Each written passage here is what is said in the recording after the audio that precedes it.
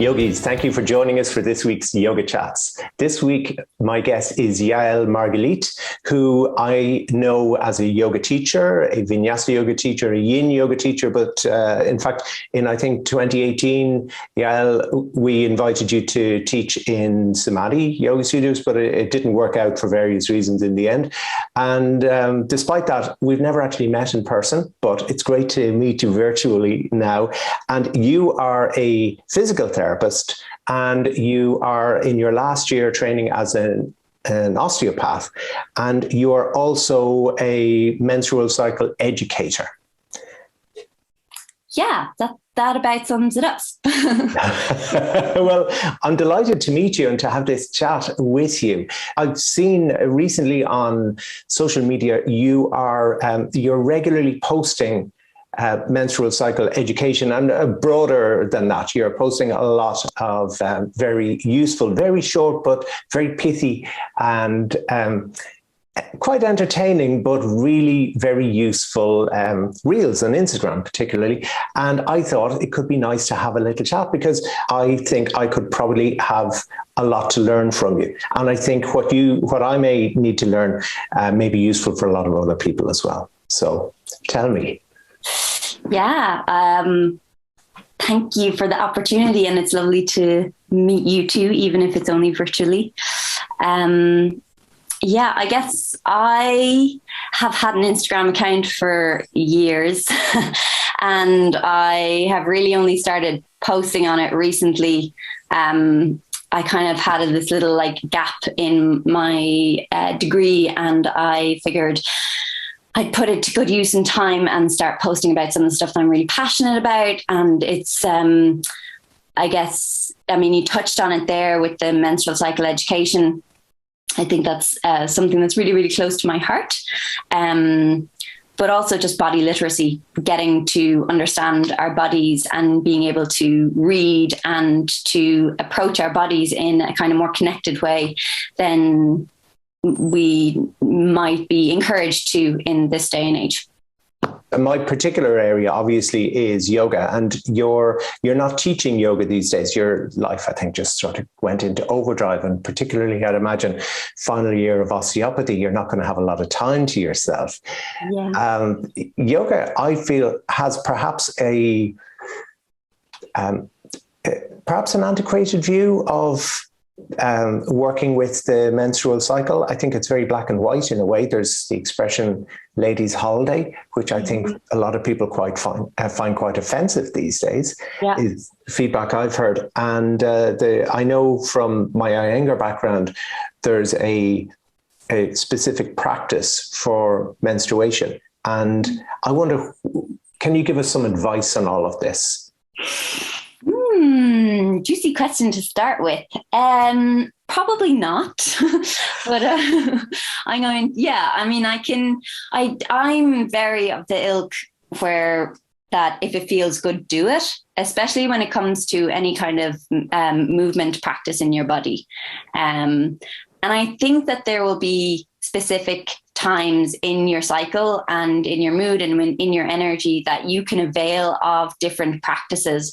But to say that there's a hard and fast rule that you should be practicing this type of yoga when you're bleeding, or when this type of yoga just after you finish bleeding, or something in between, it's a bit dogmatic for my perspective, I guess. There will be different times. Yeah, like I said, there'll be different times when you will feel the call to be more energetic and maybe practice something a little bit stronger. And there'll be times where you will really feel like you want to just drop down and lie on the ground, and that could be your yoga for the day. I do think that those kind of I won't say backwards. I think that they were kind of doing what they thought was right at the time for the information and the anatomy that they knew at the time as well. Telling people that they shouldn't be going upside down if they're bleeding, or that they should be avoiding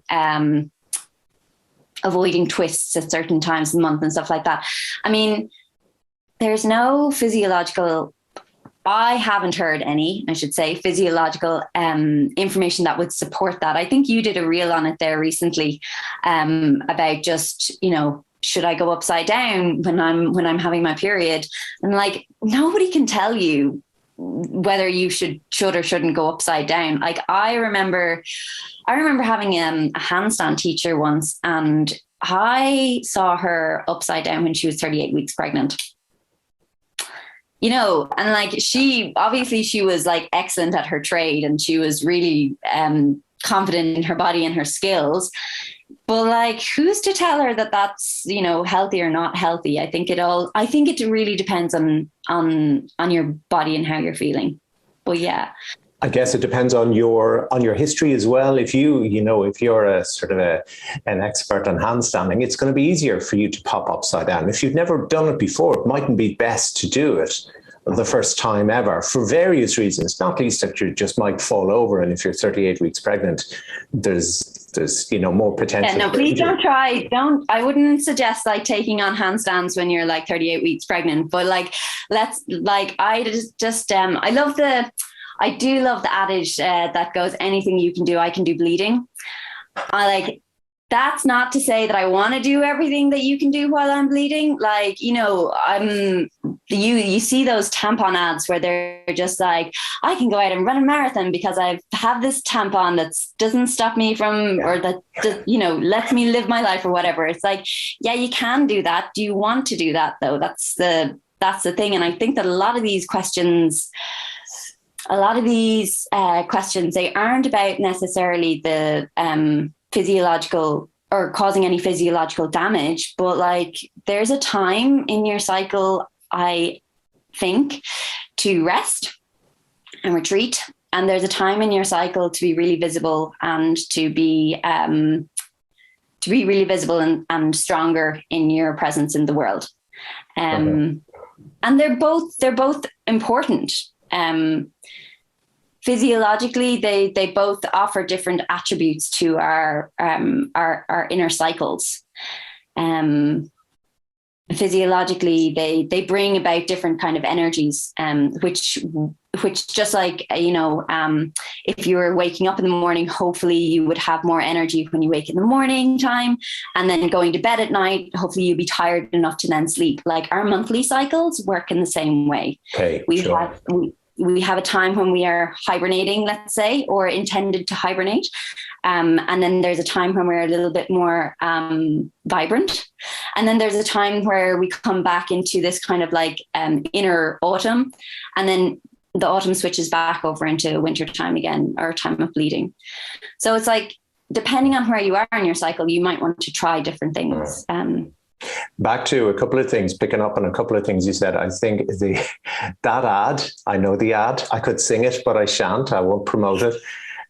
I'm guessing it was created by perhaps someone who does not menstruate, because the implication there is, well, if you just have this, you can go on as normal. It's not paying any attention to the other aspects of the whole cycle. It's just, well, if you don't have that issue, then you're fine.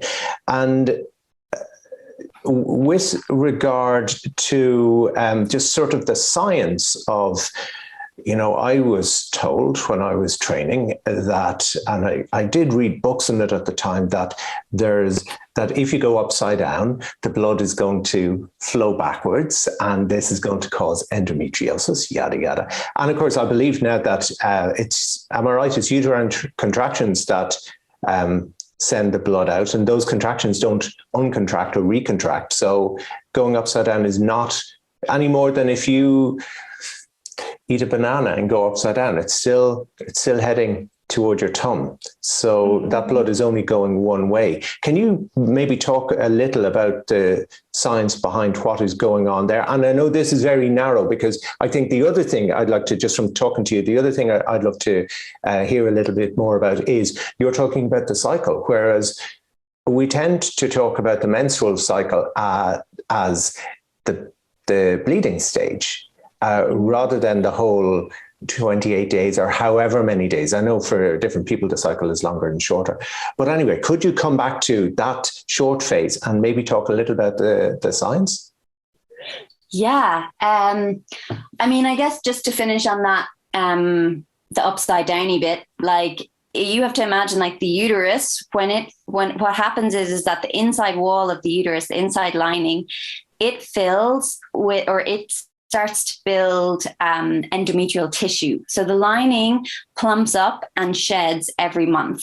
So every time after ovulation, there is a plumping up of the lining, and that's there to potentially house a fertile egg or fertilized egg. And if there's no fertilization or implantation, then what happens is that the lining just sheds. Endometriosis, that was a theory, I think, like retrograde endometrial tissue, I think was what it was called. That was a theory back then. I think the most kind of understood theory now for endometriosis is more in the lines of kind of like a genetic mismatch when those tissues were being formed as a fetus.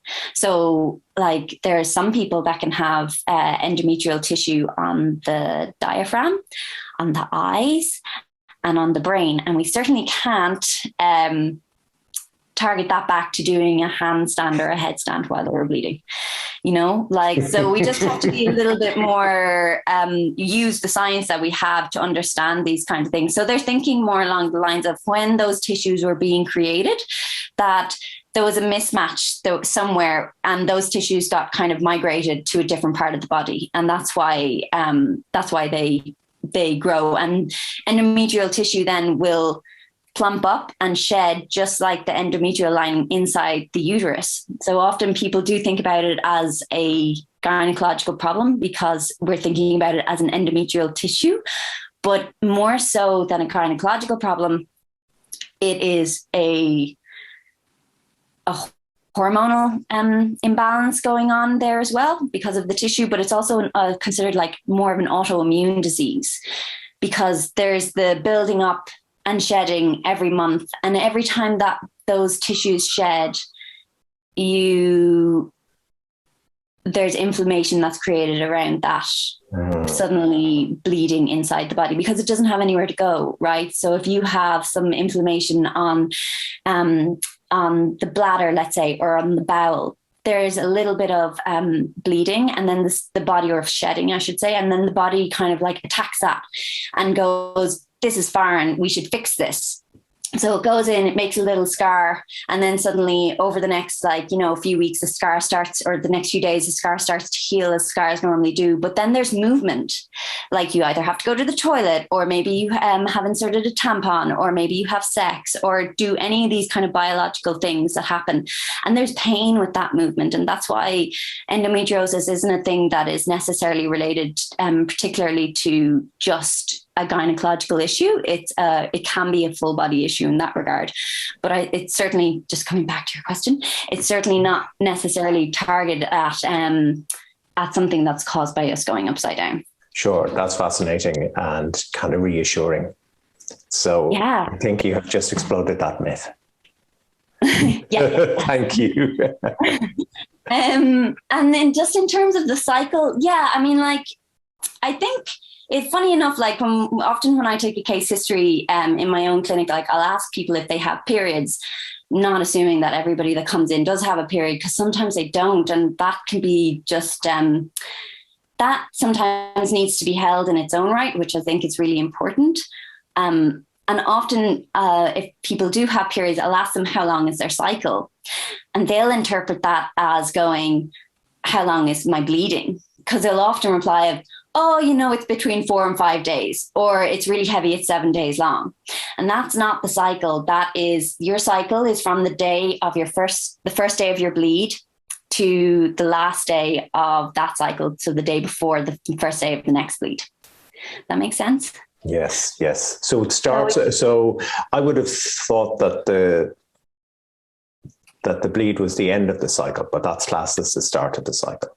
Yeah. So the bleed, so the first day of someone's bleed, that's like not counting for any spotting or anything like that. So somebody might spot for like 2 or 3, sometimes even 4 days, depending on how their cycle is, prior to the first full flow of their bleed, where they might have to, either change their tampon, maybe their moon cup, or they might have to change their pads a couple of times during the day. Like that is considered the first day of the bleed. And normally it works in the way that like the bleed is the heaviest the first 2 days, and then it ends up, and then it tapers off. But again, it depends on everybody and what's going on for them. And then during that time frame, actually it's the same as like, it's like, we think that is the highlight of the show. We think that like our menstrual blood and how that is the health of our menstrual blood, that is the peak of the whole cycle, but it's really not. It's actually, it's the end, it's the shedding, it's the death of the whole cycle. But we mark it as day one. And I actually think that that's because, I mean, I could be completely wrong. I'm open to being corrected here, but often when they're counting, when people are counting estimated due dates for pregnancy, they will start at the first day of your last bleed, which to me is rather bizarre, because potentially for 2 weeks prior to that, you weren't pregnant, but those 2 weeks are still counted into the equation. Like it's just a bit mad. Anyways, so you have that time of bleeding, that 4 to 5 days.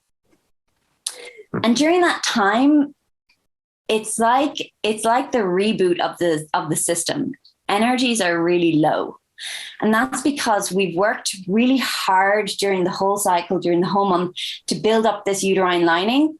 And now the body has decided, right, well, we haven't implanted an egg, so we're just going to shed all of this. We're not going to continue with this process. And that's a healthy thing to do. But that whole thing like took energy to build. So it's going to take an awful lot of energy to expel it out as well, because we don't keep all of the hormones. We don't have a consistent, it's not the same as like, as a male cycle, although I'm pretty sure that men have a cycle too. I just haven't figured it out yet. It's not as consistent. So the idea behind the whole menstrual cycle is that we have peaks and troughs of hormones, and those peaks and troughs of hormones often relate back to the peaks and troughs of energy expenditure that we can use during that month.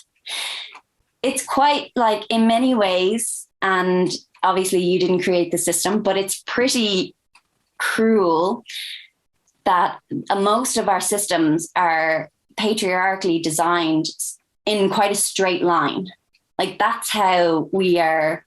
And then we have 2 weeks in between at different times of the year where we're supposed to quote unquote rest during that time. But the reality is like, it's not a straight line for people with uteruses. It's not a straight line in that way of the ebb and flow of the hormones throughout the month. Can I ask, is it the same every month? It takes a general pattern, but it takes a general pattern in that at the start of the month it's not always the same for everybody. It's not always the same for everybody, and it's not always the same for everybody month to month. And that is because we don't ovulate at the same time every month. And ovulation is really the highlight of the cycle. It's the time, and the reason that the cycle happens is because we ovulate. We can have, if you ovulate and you don't choose not to get pregnant, you will have a bleed. You will have a menses. If you don't ovulate, you can still have a menses, but it's not considered a true menses due to ovulation. And there's a difference in this. There's a difference in the hormones that are produced during the cycle, and there's a difference in the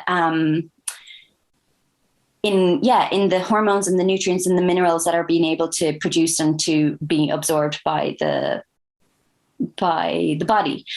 So really ovulation is the highlight of the show. So what happens is that and it's not necessarily to do with just like out of a sense of pregnancy or any kind of fertility or anything like that. Sure. It's really important to ovulate for many reasons. One of them being estrogen, estradiol in particular. It's the estrogen that's produced from our ovaries, excuse me, when we ovulate. So after we have those few days of a bleed, during that time, the uterus already starts to go, okay, I'm going to get ready for the next round. And while that's happening, we send messages from our brains to our ovaries to go, okay, get the next follicles going so we can choose who's going to be the next star of the show, the next egg to go on to, like, you know, be the prima donna or prima bella. And once that egg is chosen, once that dominant follicle is chosen, generally around, I'm going to say, again, I'm open to correction here, but generally around day 6 to 8 in a quote unquote 28-day cycle, that egg will basically celebrate by producing estrogen. And that estrogen will cause tissue and bone growth. It's also a really powerful antioxidant in the body. It helps with, like, it's that hormone that kind of helps with making everything curvaceous and a little bit more, it's around that time of the month, your hair looks better, your nails feel a little bit fuller, your skin doesn't feel as blotchy, like even like those, any kind of love handles that you feel like you have, they now look like curves rather than the little flabby bits that we think that we have. It's like estrogen is, I think it's Maisie Hill that describes her as the Beyonce hormone. I love that. She really brings like a lot of oomph to the show. And that's really around the time of the cycle where you're going to feel like you have maybe a little bit more energy to go out and be social, or a little bit more energy to go and do a stronger yoga class, or a little bit more energy to kind of engage with the world and be around people or get projects done. Estrogen is a real yes hormone. And I guess, yeah. No, I find that fascinating because, again, back to the cycle, we usually hear about the hardest part, the time that you just want to potentially take a pill and, sit on the couch. And we don't hear about the positive aspect so much. No, I don't think we do. And I don't think that, it's a very personal choice, but I also think that we spend so long shutting down our fertility until we're ready for us to get pregnant then, that we don't really celebrate it in that way. It can be like, for many people, and I completely understand this, because it's portrayed that way in our society. It's like, if you don't want to get pregnant, then you need to shut off the cycle. Like, for many people, that is the only way to guarantee that they are not going to get pregnant. And that's really, really important for a lot of people. And then for other people, their periods are so bad that they can't stand having a cycle and that they need to shut it off in that way. And I have a sunroof here, and I'm the same. I don't know if you can hear a roar, but I have a flat roof and it's like there's a truck revving up. Yeah, sorry about that. I hope you can hear me okay. Likewise. Yogi's at home. Apologies. This is really interesting, though. So we will absolutely put up with the rain noises. So go on. Okay, I hope so. But like for so many of us, during so much of our lives, like, we were just told to shut off that cycle. But actually there's that part of our cycle, I should say, because you can have a fake bleed while you're on some sort of hormonal contraceptive. But actually there are really clear signs and symptoms to indicate that you are about to ovulate or that you are ovulating, so that you can confirm ovulation. And you can become like body literate enough that you can be completely in charge of your cycle and know that, okay, well, this is my fertile window here. I either need to have barrier protective sex or abstain, if that's your choice as well. Or And then after, and like, you know, knowing your cycle in between all of that, it changes the dynamic between how you engage with your body, how you are able to harness your hormones to help be you in life, rather than just be someone without the natural hormones that you were gifted, which I think is unbelievably special. But I'm also like holding in my mind's eye as well that for some people it's not a special thing, and I really appreciate that. And also, yeah, I think it's the ability to take charge of your body as well. It's that connection and the ability to harness your strengths, and then honor your vulnerabilities and your rest time when you need to. I think that's what I mean by like, it's not a straight line, it's a circle. Yes. Yeah. I appreciate that. Okay, so I'm thinking back to, because obviously my particular curiosity is yoga, and so drawing it back a little to that, it sounds like there's, I'm going to see if I'm correct in a couple of assumptions from our chat together. Do what feels right for you, listen to your own body rather than being told. And I know that from experience. I've seen some people who, when they're menstruating, they're able to do things and they can do them fine. Other people are just absolutely pooped and they want to do this kind of stuff that is the traditional practice that is prescribed. And equally, I've seen people who are pregnant who love doing, for example, strong back bends or standing on their heads, and others who have no energy at all. So you really need to not listen to someone else telling you what you need to do with your body, and listen to your own body, I guess. Particularly, I think, and this, you've mentioned the reel I did recently, it was, should I go upside down when I have my period? And my answer was, I haven't a fucking clue. I'm a man. I will never menstruate. I have never menstruated. Apologies for my language, but don't take it from me. You know, listen to your own body ultimately, and it'll tell you quick enough if it doesn't feel good. Yeah.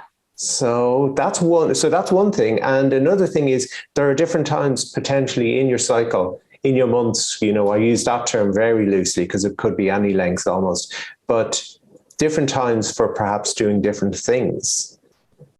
And yoga, but also you're talking about the social element as well. There are times you'll feel like going out, and there are times you'll feel like Netflix. Netflix, yeah, totally.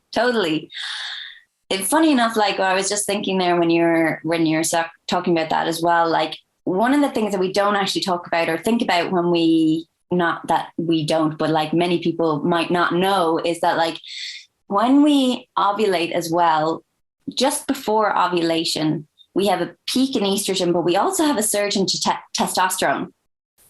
Yeah. And that's one of the reasons why like libido goes up around that time. Nature is very clever that way. And you feel stronger, and you're also like in that space of being slightly more, I would say, pragmatic and maybe a bit more masculine in that regard, because you have that extra surge of those, those, I guess, stronger male orientated hormones. Yeah. I don't like to necessarily differentiate between one or the other, but like definitely men would create more testosterone than women would. But the point is like that little surge or that influx of hormones during that time is why we have all of those kind of, I guess, a little bit more resources around that time. It's not like, and I say that again, kind of loosely, is in the same way that you would say a monthly cycle, because it's not the case for everybody. It was a really interesting question that you asked, like, is there the same pattern for everybody every month? And my answer was a bit like ambiguous, because I know for me, sometimes I will hit just before ovulation and I'll feel like an absolute wench. Like it doesn't match up with the story that is like, oh yeah, you're supposed to feel all social and you're supposed to feel like, you know, that you're full of energy and that you want to do this. Sometimes I feel absolutely floored when that hits me. I don't know why, but it's like knowing that you're there in the cycle and knowing that that something is occurring, that an event is occurring, kind of helps you maybe put a bit of perspective to that point in your cycle. Or like, for example, for years, I would have tracked my cycle since my early 20s. And so for years, I would see on like day 19, 20, 21 of my cycle, I would be like, I'm exhausted, like super premenstrual, super like just not tolerant of anybody and can't like take anybody's shit, can't even take my own shit. I just want to lie on the floor. I literally remember a photo where I was like, I took a selfie of myself to send to my partner at the time. I was like lying on a bolster on the floor in child's pose. And I was just wiped, couldn't understand it. And then I remember picking up Maisie Hill's book when it was released first. And she actually explained how on day 20, 19, 20, 21, that kind of in a 28-day cycle or thereabouts is your peak progesterone time. So while estrogen was the dominant hormone in the first half of the cycle, and that like made everything grow, it's a very strong anabolic hormone. And it's kind of like, friend in tow is testosterone, and they both get on really, really well and give you all of that energy boost that that is implied in that side of the cycle. Progesterone is the progestation hormone. It literally does what it says on the tin. So once you have ovulated, something really like, I am just constantly blown away by this every time. The house that the egg that was released was being housed inside the ovary, it folds in on itself and it turns yellow, and it turns into a temporary gland within like 24 hours. And that gland lasts between 12 to 14 days, maybe a bit different for everybody. And during that time, it releases the most amount of progesterone that your body will produce during that month. And progesterone is, like I said, the progestation hormone. So it's going to cause loads of calming effects on the nervous system. And this is, I say this again, based on like, as long as you don't have any kind of underlying conditions or anything like that, it's going to cause quite a calming effects on the nervous system. It's going to improve sleep. It's going to reduce inflammation. It's going to basically do all of the opposite things that estrogen does, where that side of the cycle was your like get up and go. And this side of the cycle is like, no, stay in and nest. Wow. Yeah. So you're going to kind of curl in on yourself. That is absolutely fascinating. Do you know, It's terribly boring having being a man because it's just, maybe there are cycles, but there's not the same kind of drama at all, and I mean that in a good way. Things are much more on the level. So goodness, the temporary gland, that I was absolutely unaware of that. The body is a miracle. It really is. It's amazing. Nature has planned things so very well.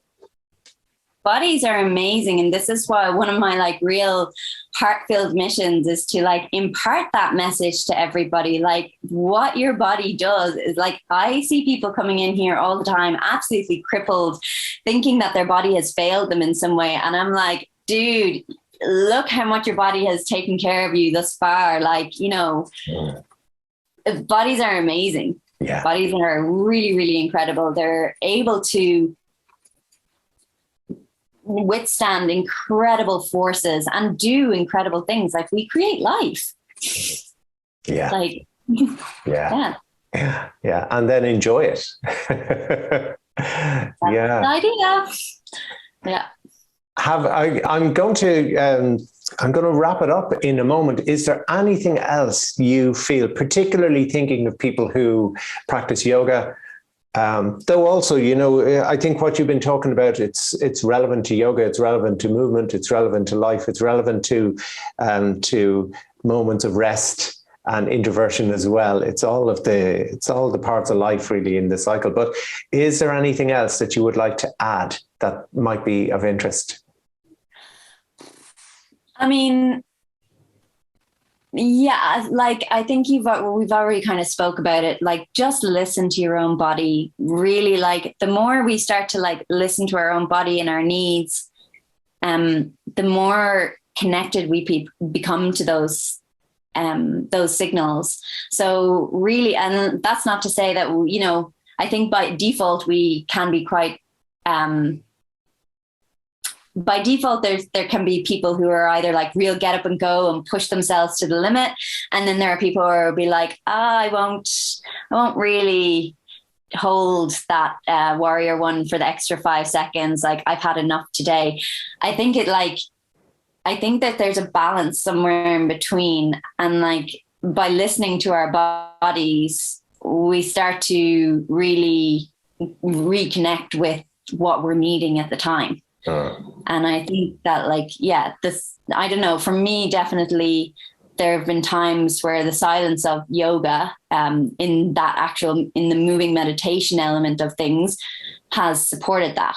Like I'm shutting this off and I'm totally listening to everything below my neck. Well, my neck and below. And I would encourage that in terms of like just balancing that with any kind of menstrual cycle work or ovulation cycle work, I think it should be called. It's crazy that you need to even say that, but you do need to say that because we do assume that we can do the same thing every day on repeat. But of course, everything is slightly different. If you're talking about, you know, cycles and how it's different every time. If I'm from Drogheda. If I drive to Drogheda and drive home, it's going to be different every time. The road is the same, but what I listen to is different. The weather is going to be different. Everything is so every time, and we're getting older, and every time we, I guess, even you get on your, like if you practice yoga every day, you get on your yoga mat and you have a different experience every day, and being ready for that. Because one day maybe you didn't sleep well the night before. Another day you slept wonderfully. One day you had a glass of wine the night before. We need to honor that, I guess. Yeah. And we don't always, we often try to be as good and better as we would categorize it. Yeah. And I think that, like, sorry again for the noise. I hope you can hear. I think that the menstrual cycle really teaches that, because it is a bit like it's clear in our bodies when the building and the progress happens. That's in the first half of the cycle, and then the kind of like sustaining, the sustaining happens in the second half of the cycle. And I don't know about like other people with their menstrual cycles, but I always feel like my growth happens in my second half of my cycle. That's when I get the most learnings and the most teachings is from that side, because that's when the shit happens. That's when the shit hits the fan. And I learned my boundaries. I learned to say when no, and I learned to I learned my no's. I learned my yeses. And I learn when I'm saying yes to myself and no to the world at the same time, not just an inside no and a yes, Mm-hmm. Mm-hmm. Mm-hmm. We could talk for a long time about this, but I think we should wrap it up now, because I know your time is precious and I really appreciate you taking the time to chat. And I found it very interesting. I feel also I've learned some, I've picked up some new knowledge about this. So hopefully others have as well. So thank you so much for giving your time. Yeah, thank you, Greg, for having me on.